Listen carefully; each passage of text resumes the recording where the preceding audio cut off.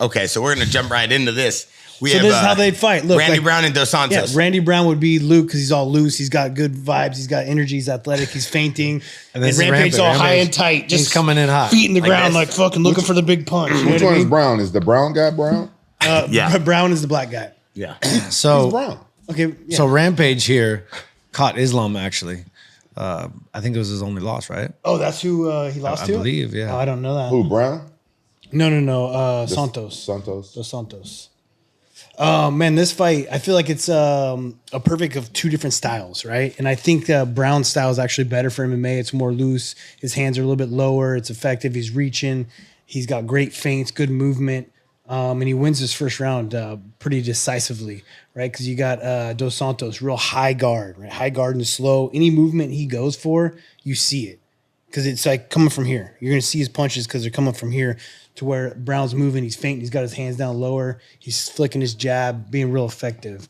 At least this is in the first round, right? This is the eye poke. They called it, didn't it?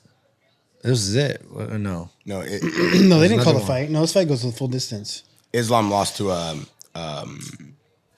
Islam lost to this guy? No, he lost to someone else. I think the guy's name was Martins or something. I don't like the high guard for MMA. It's too slow.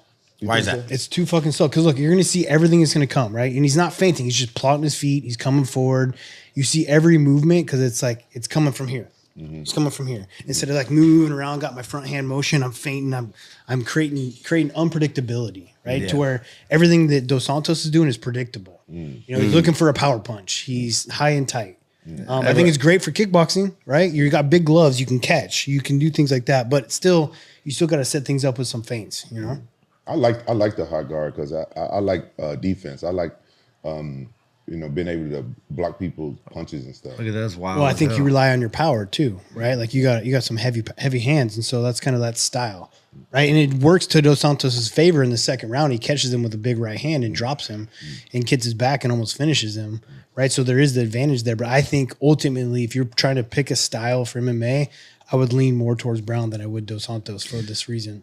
I'm gonna say styles make fights, and so Rampage might be high guard. TJ is gonna be loose as hell. Yeah, I go both ways. I'm sure. Oh my God, bro. You know, baby. I'm sure I told you about stuff like that. You can't say things like that, especially when the way you dress and the way you behave. Dude, you know me and Craig be hanging down. Oh my God, bro. Don't double down on it. Can you imagine Craig and Luke in Dubai? Luke's back from Dubai. He just got home. No, you can't do that stuff in Dubai. I heard Do what? Be by in Dubai. You can't. I heard you can't. And that was the quote of the day. As Brown Dubai. And Dos Santos were moving on to the rounds, TJ, a lot of people were asking about the way the judge, because at the end of the day, the judging was a little crazy. Obviously, we saw in the Strickland fight. How do you judge a fight where the competitor or like the guy that's putting on the pressure, how do you judge the fight if no one's really attacking, no one's really doing much? Like we see so much of that going on right now where guys are just attacking but not really throwing punches. Like, do you feel like the judges are swaying just towards the guy that's being more of the aggressor? I wouldn't think so. No, I mean it's definitely scoring points. If neither of them are doing anything, then you're scoring points by being aggressive at least, you know. But I don't think it should play a factor. I mean, Brown does a good job of actually landing punches, even though he's going backwards, which wasn't the case for Costa and Strickland. Like he was going backwards and wasn't landing his punches. Brown is at least standing his ground and picking him apart a little bit. But you'll see here in the second round, he gets dropped with that right hand from the high guard and the power. You know, so I mean, just like with any MMA fight, it's dangerous, right? Like striking as you go backwards too, you lose power. Leave a level of opening yourself up too. Yeah. But it's dangerous as hell. Yeah. I like the way Brown just does his hand side. He like has got the shuffle. He's got, he got a little TJ shuffle. Hey, he got a little TJ shuffle. It's a little bit of unpredictability, right? It's like hard to keep his feints. He's feinting kicks. He's feinting his hands. He's got his hands out there. Like it's harder to pick up on. He's got a lot of feints everywhere. But see, watch, he'll get caught with the right hand. Yeah, he got caught with a bomb. This motherfucker throws hard. There's a lot of knees. Every time the guy was going in to shoot, he'd like throw this little uppercut knee jab thing. Yeah, but the Santos got a little wild right there at the end of that. Well, I think it's because he lost the first round, and so he's like, "Fuck, I hit him with the right hand. I'm gonna try to get this win, right?" Like he got picked apart the first round, so now he's gonna come at him. He's too high right there, though. The whole fight, when he takes his back, he gets too high. Why is that? He's just too high. He's not throwing his hooks in. He's getting too high on the back. Going for the finish. Yeah. See how and Brady Brown, you got to give him credit. He's leveraging himself, putting him over. So why is it that wrestling right now is having more of an impact on fighters than jiu-jitsu?